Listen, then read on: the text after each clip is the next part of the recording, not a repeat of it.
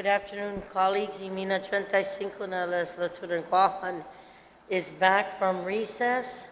Earlier, we were in the Committee of the Whole for the State of the Judiciary. We rose out of committee.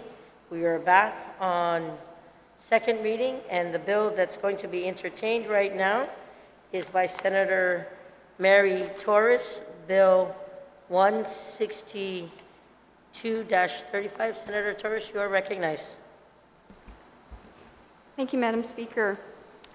I move to place into the third reading file Bill number 162-35 COR as substituted by the Committee on Health, Tourism, Historic Preservation, Land, and Justice. This is an act to add a new subsection B5 to section 4303 and a new subsection E to section 4305 and to amend section 4308 of Article 3, Chapter 4, Title 19 Guam Code Annotated, relative to terminating the parent-child relationship of a parent who is found by clear and convincing evidence to have committed the offense of criminal sexual conduct against the other parent resulting in the conception of the child. And if I would like to speak further. Senator Torres, please proceed. Thank you. Madam Speaker, Bill number 162 has a simple purpose: to close the gap in our law that allows rapists to exercise parental rights over children that they impregnate into their victims.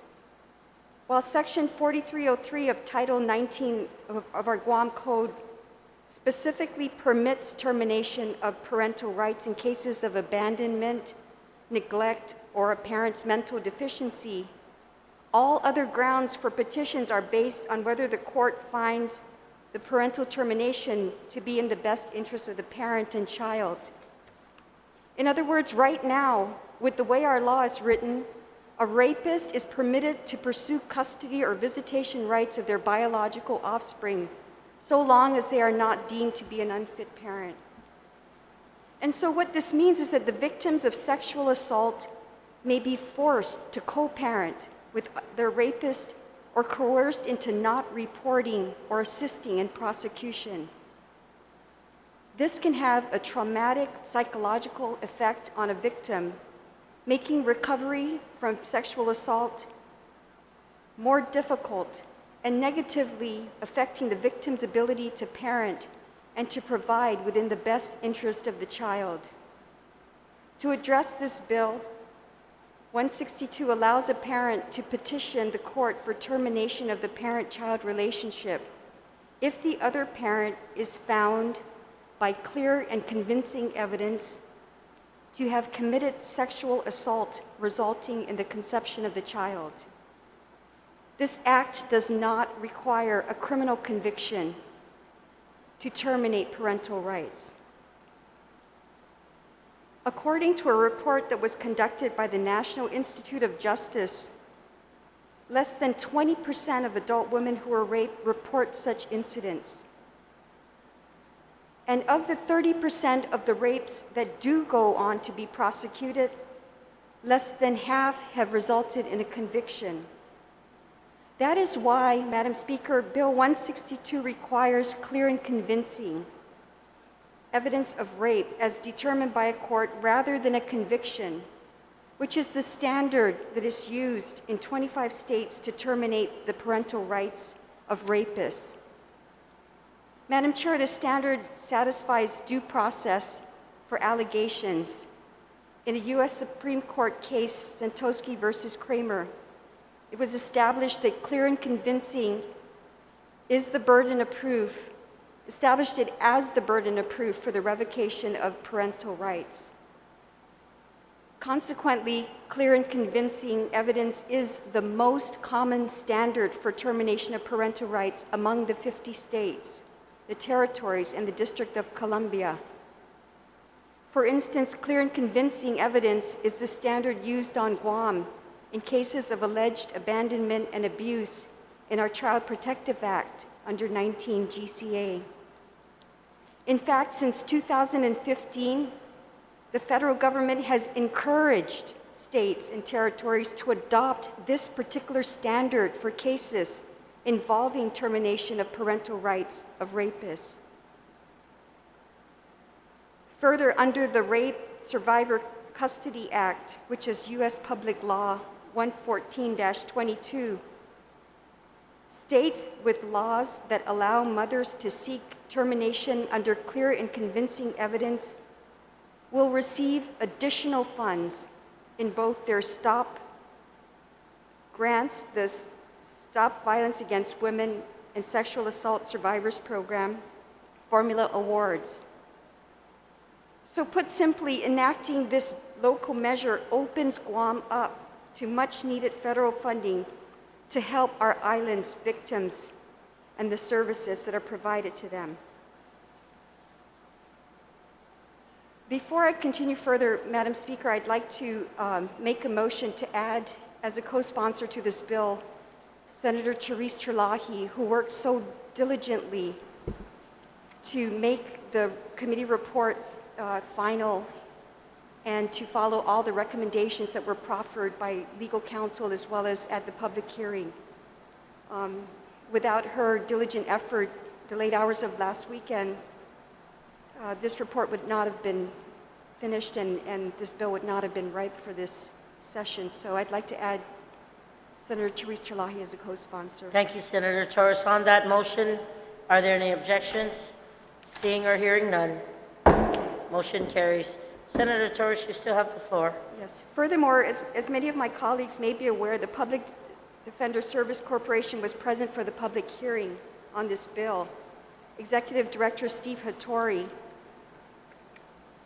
stated that the bill should greatly benefit those unfortunate victims of forcible and unwanted sexual assault who conceive a child as a result of the crime.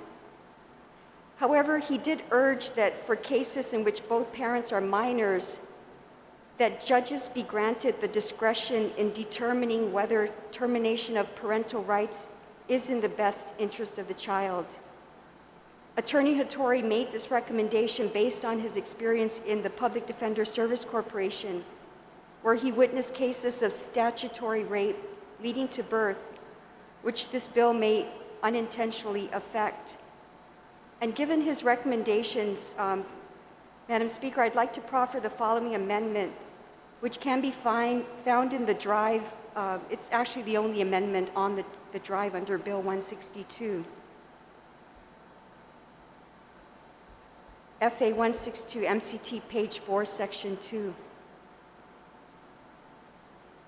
So the amendment that I proffer is to page 4, section 2, and it is to add a new section 4303B5AB is hereby amended with the following language to read. And the new language that will be inserted reads as A.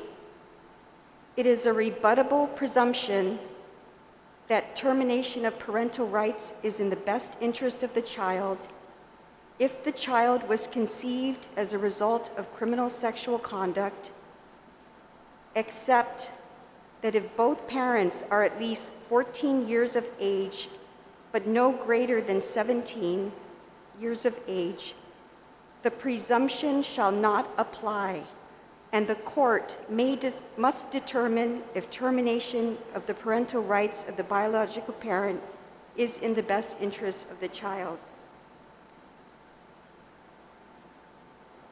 This amendment, Madam Chair, is very necessary because the unintended consequence is not to punish statutory rape automatically. And we understand statutory rape from our code to mean sex that involves a 14-year-old or person under the age of 14 years old, or between persons between the ages of 14 and not older than 16. Oftentimes we understand that Guam has a high prevalence of teenage pregnancy, and it is not necessarily a result of forcible rape or force upon one party or the other. and that it is necessary, it is encouraged also in many jurisdictions that where it involves minors and the termination of parental rights among the minors, that be left up to the discretion of the courts if one minor or the other so chooses to pursue action with the court. So this amendment is essentially adding a new section A, subsection A, and B and C that are in the bill remain the same, pretty much.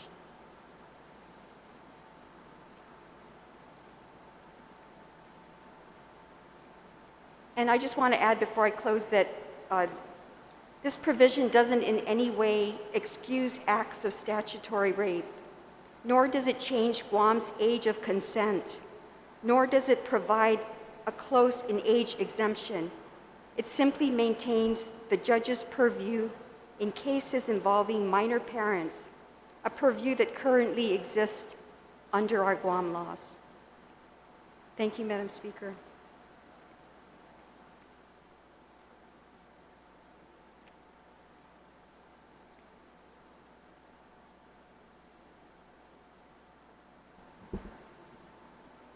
Thank you, Senator Torres. On the amendment, anyone wishing to speak? Senator Therese, you are... Madam Speaker, could I just request a 1-minute recess, please? You want a moment's recess, Senator Yes, Therese? please. We are in a moment's Thank you. recess.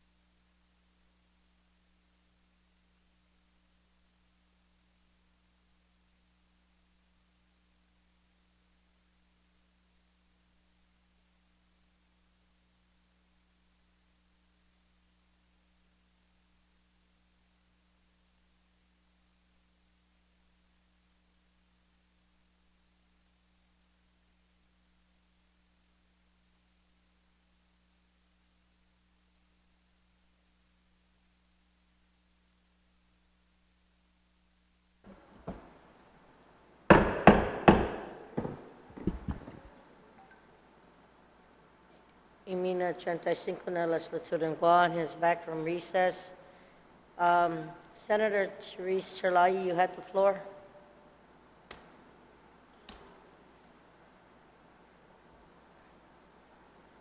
Senator, you are recognized.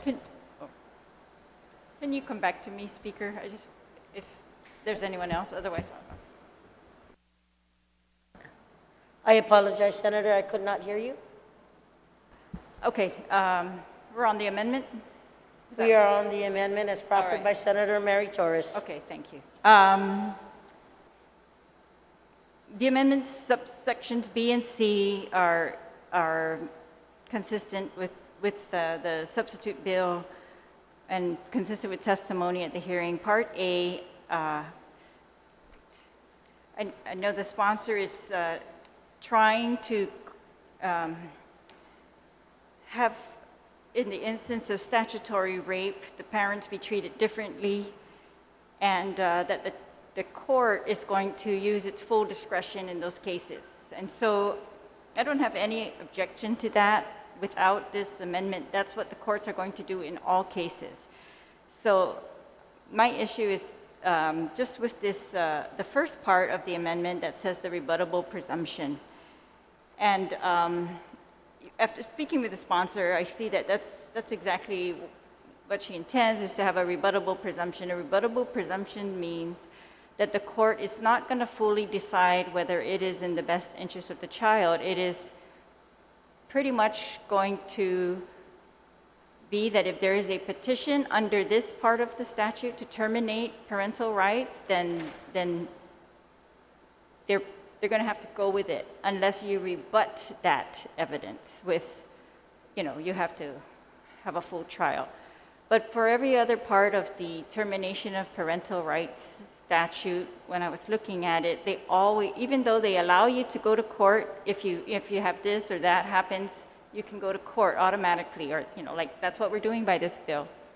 But this rebuttable presumption of whether it's in the best interest of the child is just a little bit more than that. It doesn't give the court a full, discretion as to whether, termination is in the best interest of the child. Normally, you get to court and then they have to decide that. And it's like child-based, I guess, as opposed to parent-based. So that they're always left with the discretion, the full, they can do whatever they want pretty much to decide whether it's in the best interest of the child. When you terminate one parent, it's going to go to the other. So that's really the only difference. It would be creating this presumption where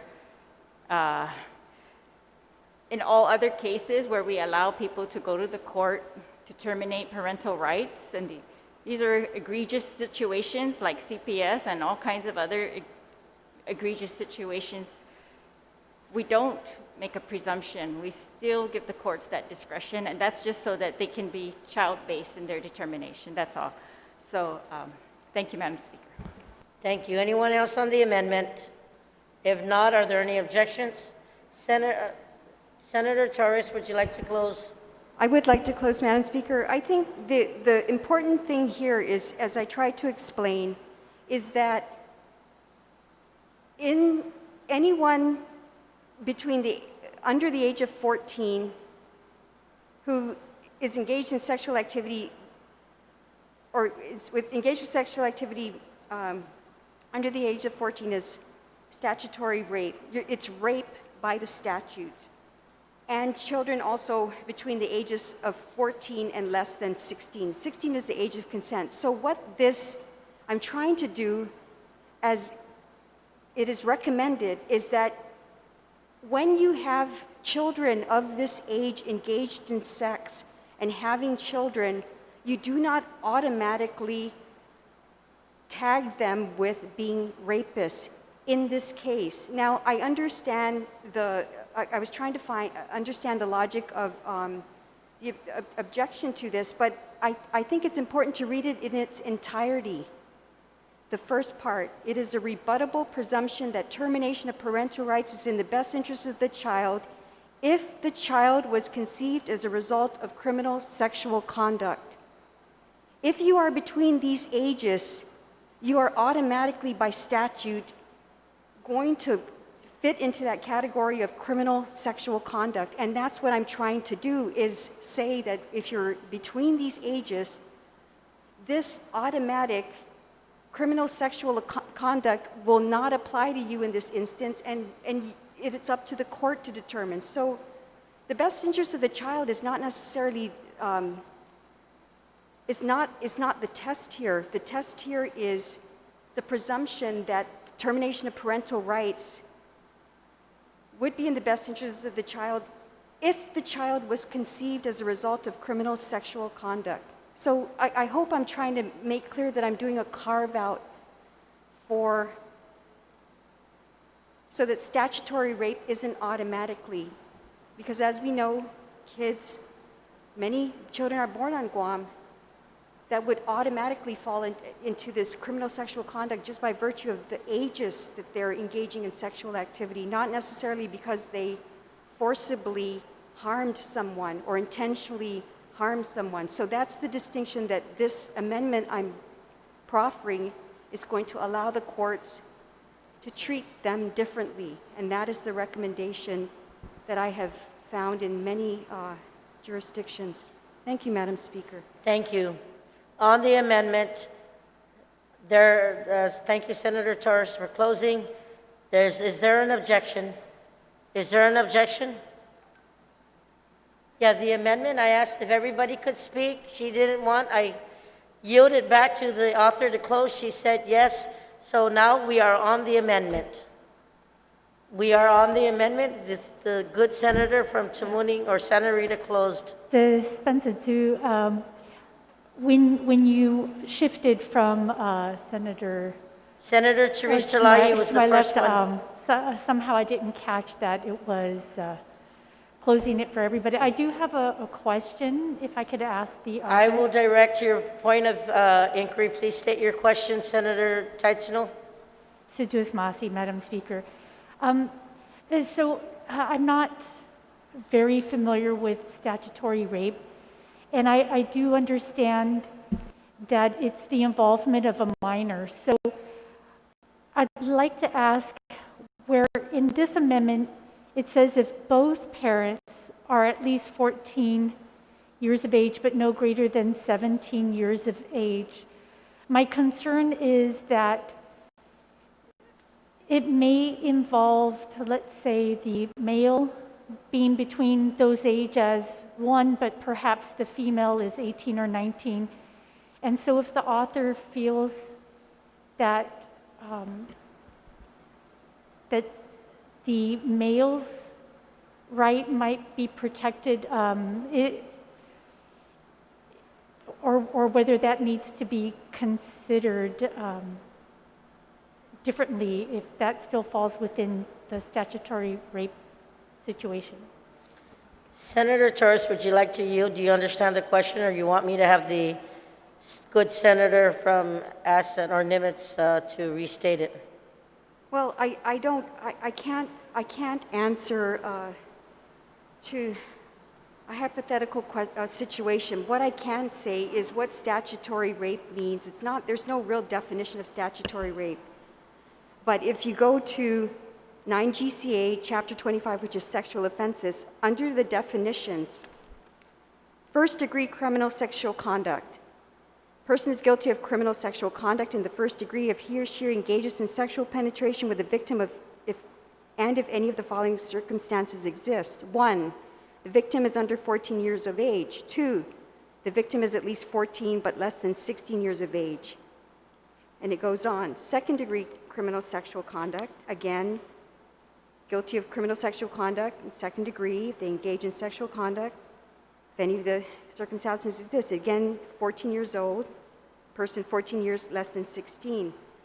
Third degree, the same thing. It references the same age. So when we talk about statutory rape, criminal sexual conduct, if you are engaged in this activity and you fall into that age group, you're guilty of criminal sexual conduct by statute, and the statute being 9 Guam Code Annotated, Chapter 25, Sexual Offenses, Section 2515 in the first degree, 2520 in the second degree, 2525. So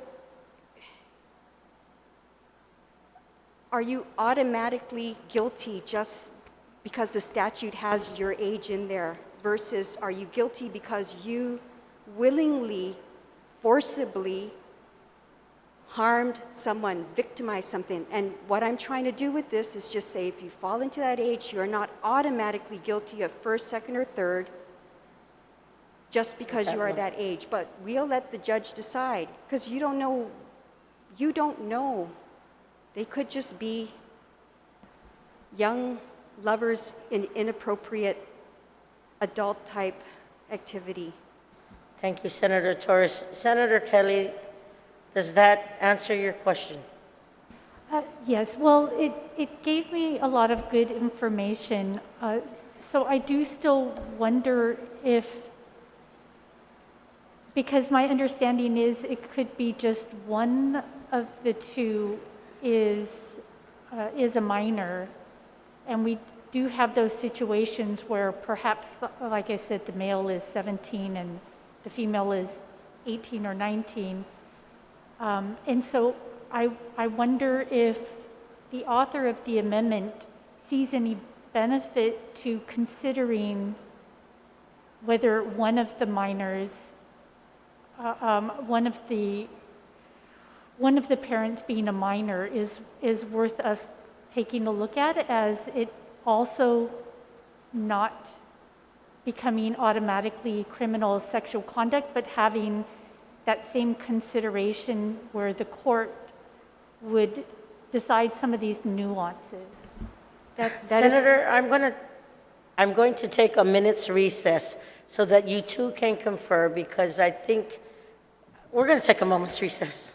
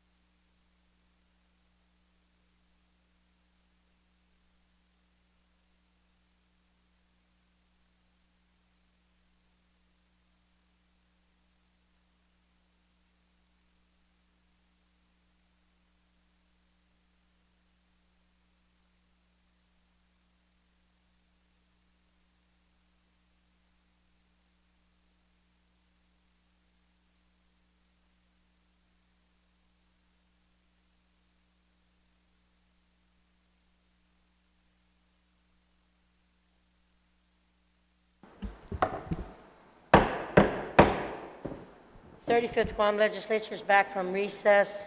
Senator March Taichino, you are still recognized.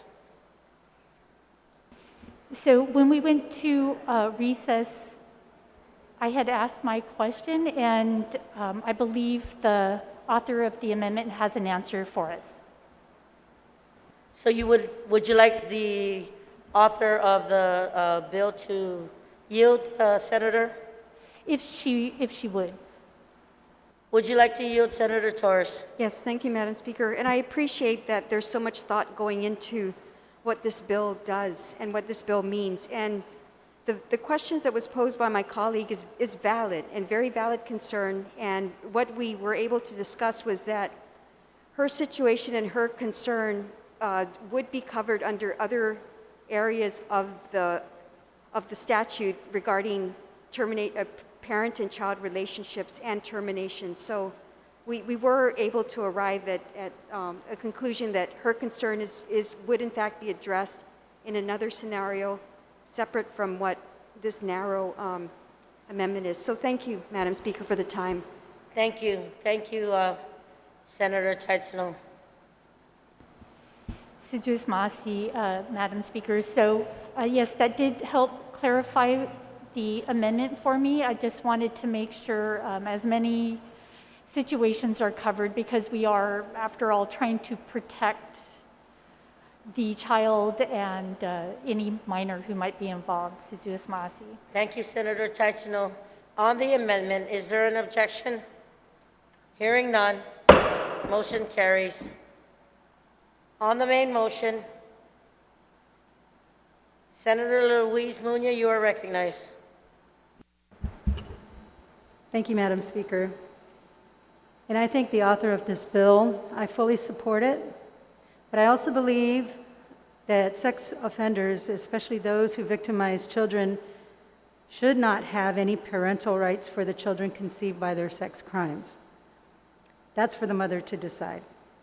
The main issue that I have with this bill is that it doesn't appear to go far enough. It gives a mother whose child was conceived from a sex act the sole authority to terminate her rapist's parental rights. For me, I feel like that's the problem. If the author will yield to a few questions. Please Thank you. First of all, so what happens if the victim, and only the victim, not as amended now in that section 2, is young? And in the last 2 years, Madam Speaker, we read that there was a victim who was only 11 years old at the time she was impregnated by an adult man. There are also other cases around the nation, like in Arizona, where in a nursing home where the parents discovered that their comatose 27-year-old daughter was pregnant. She could not have consented to sex since she's been in a coma since she was 3. Investigators in that case later found that she was impregnated by an employee of that nursing home. In cases like that one, or even a disabled person who cannot comprehend what is being done to them, who will have the standing to petition to the court to terminate the rapist's parental rights? Thank you, Senator Muñoz. Senator Torres, would you like to yield? Madam Speaker, a person who is incapacitated or not, I'm sure that they are under the care or the ward of someone. So that is a very important concern and consideration. But I believe it is out of the purview of this specific intention of this bill being proffered. But certainly, there are wards and there are protections and there are ways to petition, including seeking criminal conviction for people who harm, especially the most vulnerable. That would be outside the purview of this specific amendment, this specific bill. But I do believe that, it is addressed in other areas and not necessarily necessary in this instance to include. But no, you're right, victims, there are varying degrees of vulnerability, and I appreciate that sentiment. Thank you, Senator Torres. Senator Muñoz. Thank you. Well, I guess I'm wondering too if maybe we can just expand it just a little bit to include I did proffer an amendment, Madam Speaker, if it should be online already in the drive, just to cover up some of the loopholes. So the bill will give the mother and only the mother, except for now in the amended section 2, to terminate the parental rights of the rapist who conceived the child. Now, let's also not forget that there are other incidences, although very rare, that it could be reversed. There could be a rapist who is the mom, and I guess that's kind of going a little bit too far, but I just wanted to expand it just a little bit. So the amendment is on line 24, page 4, and it's to read in section E, if the mother, and then adding, or the mother's legal guardian, comma, of the child files a petition under subsection 4303B5. Thank you, Senator Munoz. On that amendment, are there any objections? Senator Torres and Senator Lee, I will recognize Senator Torres first. Senator Lee, I will address you now. Sujus Masi, Madam Speaker, and good afternoon, colleagues. Madam Speaker, just a point of information for the body. I believe that other people can file a petition in this.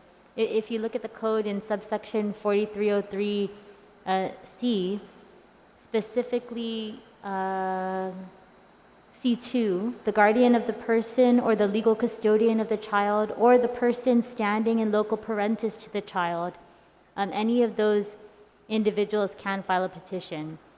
So I think it's contemplated in other sections of the existing code. Thank you, Senator Lee. Senator Torres on the amendment. Yes, my colleague was precise where she was specifically citing section 4303, titled Petitions Ground, and that would be covered under C. The petition under subsection B may be filed by either parent, when termination of parent-child relationship is sought, the guardian of the person or legal custodian of the child, or the person standing in local parentis, a division, or anyone having a legitimate interest. And then I also want to point out that this bill is also neutral to parent, so it equally allows a father or a mother to petition. So I believe that that good intention is already covered under another section and not necessary. So I would object to this amendment, Madam Speaker. Thank you, Senator Torres. Anyone else on the amendment? If not, Senator Louise, would you like to close? Thank you, Madam Speaker. So I believe that there's always an opportunity to expand the law. The way I read it, that section really was only covering the mother and not applies to the mother of the child and not the mother's guardian. That's the way I read it. And I guess it's a matter of interpretation, but I felt like if we added this in, it wouldn't harm the bill at all. It just seemed like it would just clarify a little bit more. But so I just ask for my colleagues' support. Thank you. Thank you. There has been an objection to the amendment. All those in favor signify by raising your hand, please. 4. Motion fails. Senator Munoz, you still have the floor. Thank you, Madam Speaker. I stand really in full support of this bill. I've had several bills, too, that I've introduced that are very much related to this, and I think this is very important that we protect not just the victim, but also the child of that victim, because that child becomes the victim as well, too. So I rise in support of this bill, Madam Speaker. I really just wanted to expand it and make sure that all our avenues are covered. Thank you, Madam Speaker. Thank you, Senator Munoz. Anyone else on the main motion? If not, okay, guys. Senator Marsh, you're on the main motion. Sujus Masi, Madam Speaker. I rise in support of the bill. In the legislative intent, it shared some very troubling statistics that Guam is the second in the nation per capita of reported rapes. We have 64.2 reported rapes per 100,000, so that calculates out to 103 for a community our size. And then statistically, they say that there actually may be less than 20% of rapes that are reported. So that becomes an exponentially larger number.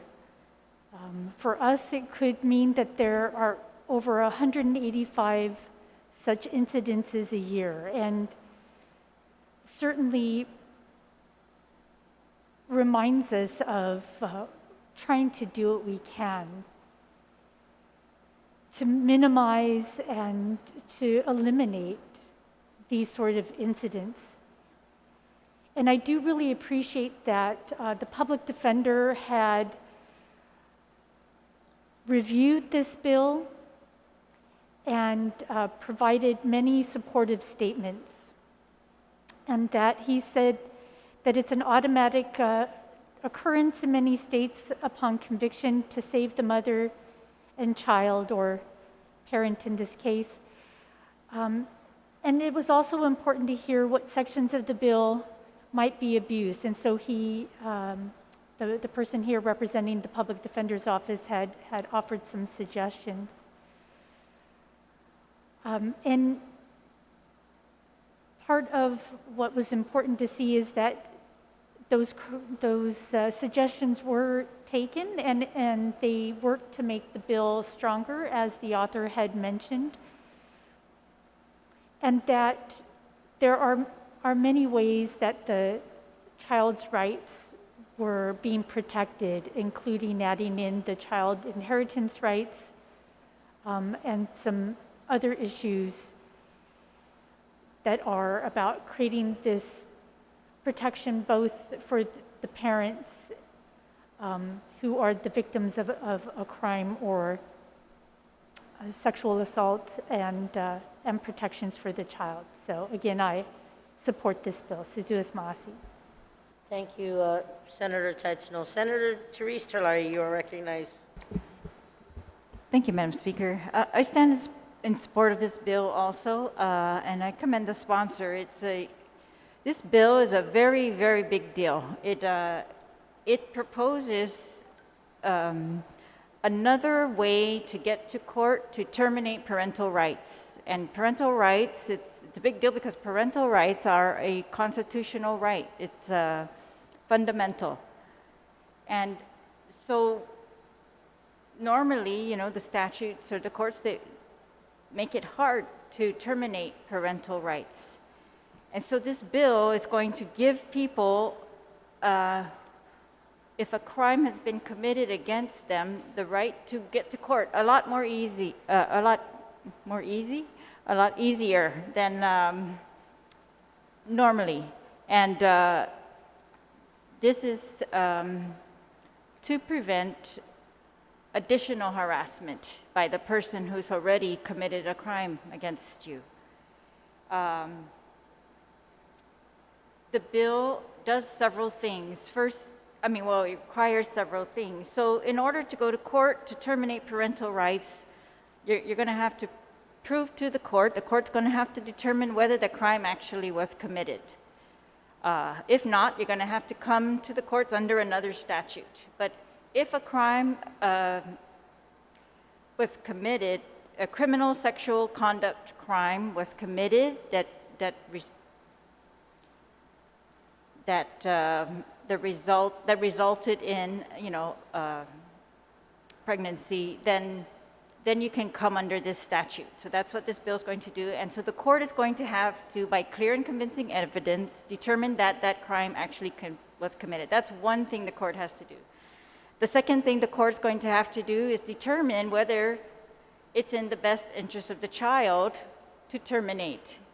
And all our other statutes allowing termination under special circumstances, they always force the court to make findings that it would be in the best interest of the child, that these things occurred and that it would be in best interest of the child. Now, that might be changed a little by the presumption that was passed in the earlier amendment, but still the court, is going to have to look at the child and make sure it's in the best interest. The third thing the court's going to have to do is determine, because this bill also allows that in certain circumstances, if the mother doesn't know the whereabouts of the father, or then this bill would allow that father is not given notice. And that's a big deal because, terminating a fundamental right, you're supposed to have notice of that. So it is a very big deal, and I think by passing this bill, we would be making a very big statement, here in the legislature, that we are trying to weigh in on the side of the victims. And of course, there's a lot of burden on the courts to make all these findings still. But we are, by passing this, trying to protect the child and the victim from further harassment, intimidation, or any other conduct by the perpetrator, pretty much to get them out of their lives. I think the author did a very good job of putting in, the standards, and I want to commend our legal counsel also, and we got lots of help also from the public defender and others who have submitted testimony. Like I said, it's a complex legal matter. We're dealing with fundamental rights, and so legal counsel maybe did 5 different reviews of this bill because of the changes that were made based on public hearing, different testimonies. The sponsor also submitted other changes, and so I just want to commend them also for their diligence. There were some changes made to the bill, but I think we've explained most of those already. So, again, I just want to say, so today, we were just, I guess it's very often here in the legislature, but today was another day. We're hearing of other crimes, and we want to ensure that we put the force of law behind the victims, that we support them. And that's pretty much what we're making a determination of here, is that we are going to side with them and make it easier for them, yes, to terminate parental rights, but because of these special circumstances. So I want to again commend the sponsor, and thank you, Madam Speaker. Thanks to my colleagues. You're welcome. Secretary Shelton, you are recognized. Thank you very much, Madam Speaker, and I too rise in support of this bill. I think throughout this entire term, we've heard from survivors and advocates who have asked for greater protections, more support, rights. And they've called for survivor-centric legislation. Today, just a couple blocks down from us, there was a demonstration of people, again, standing up to sexual assault and saying enough is enough. And so I commend the author of this legislation for offering this bill that will ensure that a survivor does not have to further interact with their perpetrator, does not have to be exposed to them and re-victimized over and over again. And I thank all of the survivors and the advocates who continue to fight for these rights. Sidious Masi, Madam Speaker. You're very welcome, Legislative Secretary Shelton. Senator Regine Biscoli, you are recognized on the bill.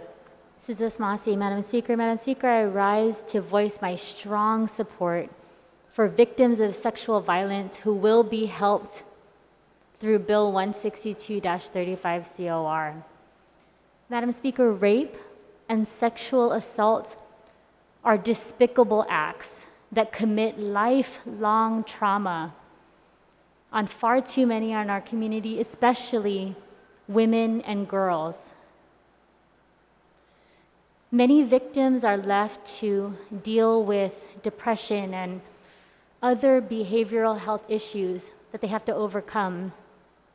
For some, a result of these crimes includes pregnancy and a whole new host of challenges and questions and soul searching goes on. Madam Speaker, for women brave enough, strong enough to raise a child conceived as a result of rape, we must do all that we can to support them. And I think that's where this noble and very critical piece of legislation comes in. It shuts the door to people evil enough to assert parental rights on their rape victim. It shields women from further trauma, from continued assertion of power and control. And it also protects an innocent child from exposure to someone, as this bill says, quote, who is found by clear and convincing evidence, unquote, to have committed sexual assault.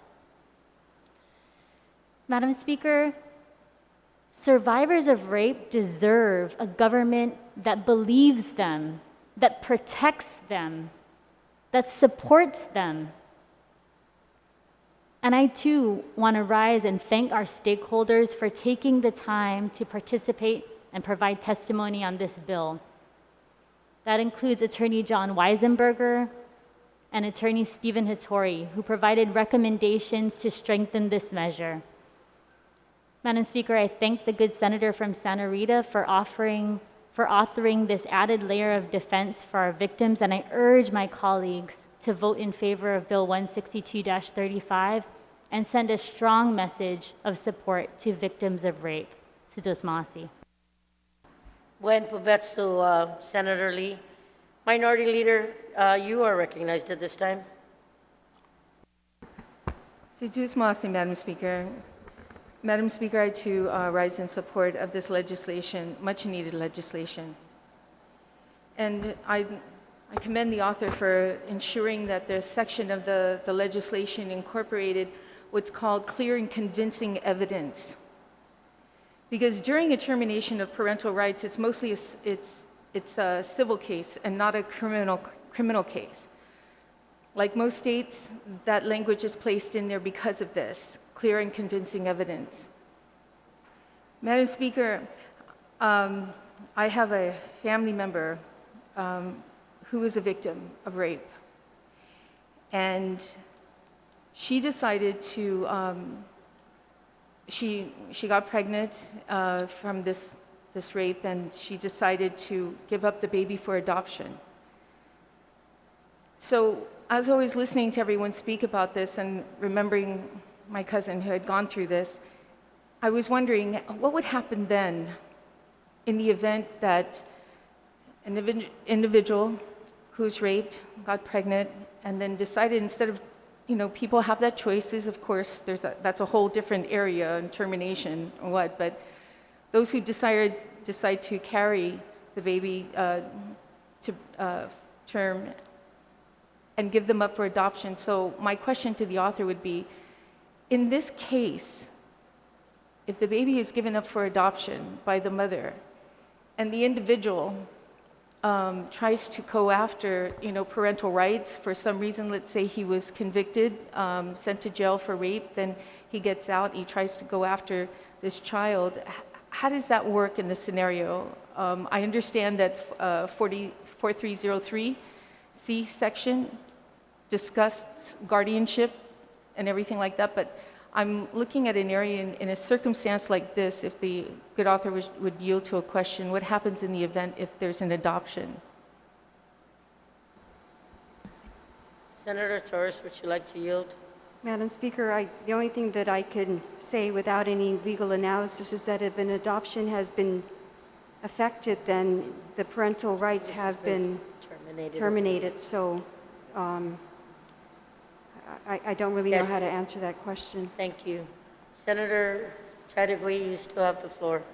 I guess then something like this would go a little bit deeper, because in the event that, you do give up your child for adoption in a situation that your right as a mother is given up, but for the other side. It may be a different story, and then maybe at this point, we can do something to strengthen something like this so that that fear of the adopted parents, would not have to have somebody knocking on their door, saying that I'm the father. And because there's nothing worse than fear. I mean, love is there to give to a child. But when you have fear and concern, that's another story. And I think that we should do our part to ensure that the safety and protection of everyone involved for the child as well as the guardians of that child. Thank you, Madam Speaker, for the opportunity. Thank you, Minority Leader. Anyone else? Vice Speaker Nelson, you are recognized. Thank you, Madam Speaker. Madam Speaker, I rise in support of this bill. I want to thank the advocates and all those who are suffering from this type of abuse, this type of injustice, for coming out and speaking on this matter, for having the courage to speak on this matter. I want to thank the sponsor for continuing to look to protect those who have been abused or those who have been victimized.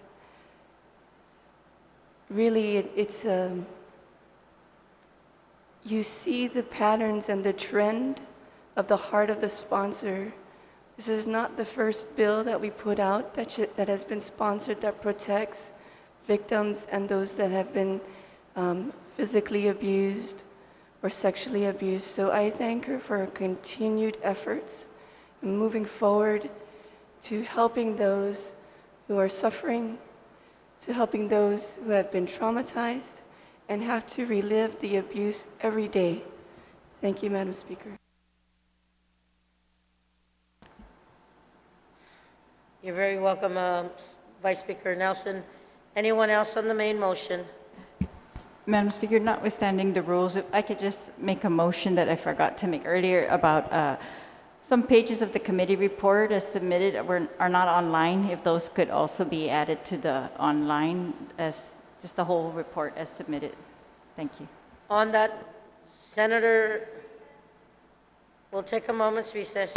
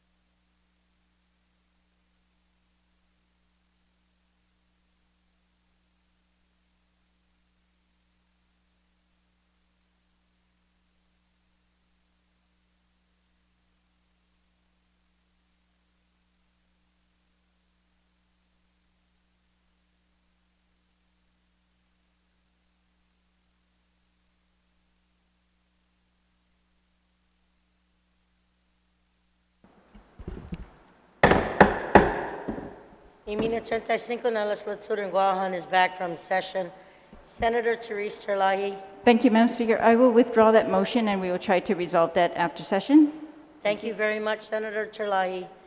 On the main motion, Senator Torres, would you like to close? Or Senator Clint, I apologize. You have the floor on the main motion. Thank you, Madam Speaker. I'd just like to rise in support of the measure. Of course, I think we need to do all we can, whenever we can, to protect victims and their rights. So for me, this is more about victims' rights rather than about removing the rights of a parent who commits rape. So instead of worrying about whether or not we should preserve parental rights for rapists, we should focus on preserving victims' rights. So with that, Madam Speaker, I'd just like to voice my support for the measure. Thank you. Thank you very much, Senator Rajah. Anyone on the main motion? Senator Sabina Paris, you are recognized. Thank you, Madam Speaker. Yes, I rise in support of this measure too as well. I think it's very important that we protect the victims from being victimized a second time when they face the perpetrator in the courts. And I think we need to do all that we can to protect them. I also feel that we need to also do more in regards to reducing the amount of rapes in our society. You know, Guam is noted as having the second highest rates, and you know that's something we need to look at and look at the roots of the problem and see how we can address that.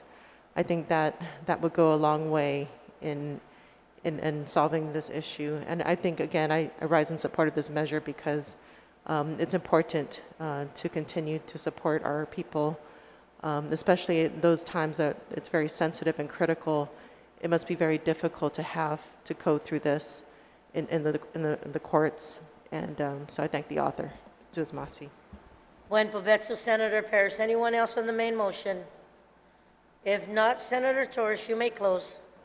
Thank you, Madam Speaker. I think measures like this certainly deserve the full backing of this body to send a very clear message that we, in fact, hear the voices of victims and all people that rely on us to hear their voices in the shadows. And with that, Madam Speaker, I move to add the entire body as co-sponsors of this bill, but in the order of Senator Therese Terlahi, Talina Nelson, Regine Biscoe-Lee, yourself, and then no particular order after that. Thank you, Madam Speaker. Thank you, Senator Torres. On that motion, And on that motion, without any objection, motion carries. Senator Torres, you still have the floor. yes, and I move that this bill 162-35 COR be advanced to the third reading voting file. On that motion, without any objection, seeing or hearing none, motion carries. We will just take a moment's recess.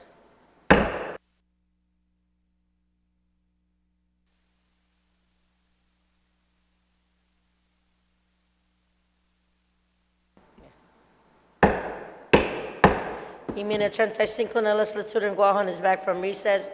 Vice Speaker Nelson, Majority Leader, you are recognized. Madam Speaker, can I just have a quick recess? I'm sorry. You're on recess.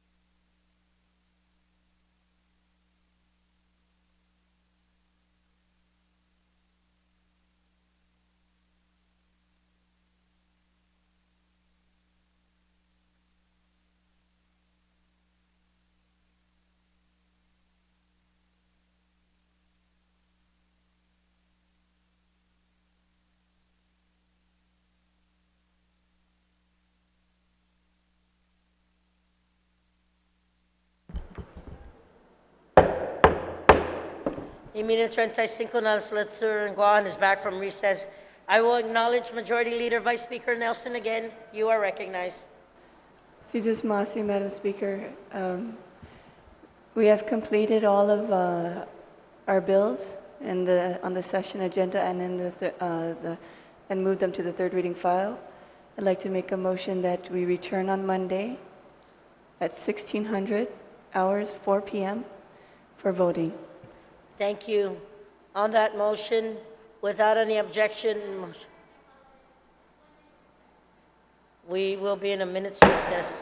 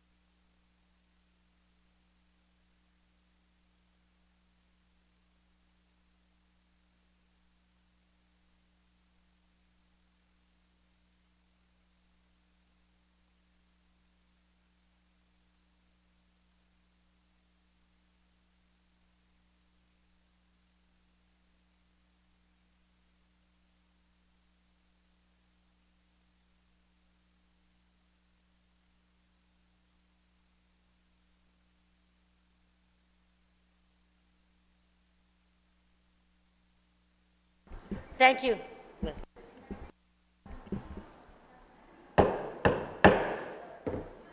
The legislature is back from recess. Vice Speaker Nelson, I will recognize you again. Thank you, Madam Speaker. I'll just make an amendment to my motion of recess into time to be at 1 p.m. on Monday to come in for voting. Thank you, Madam Speaker. Thank you, Vice Speaker. We, colleagues, we will be in recess until 1 o'clock for voting on Monday.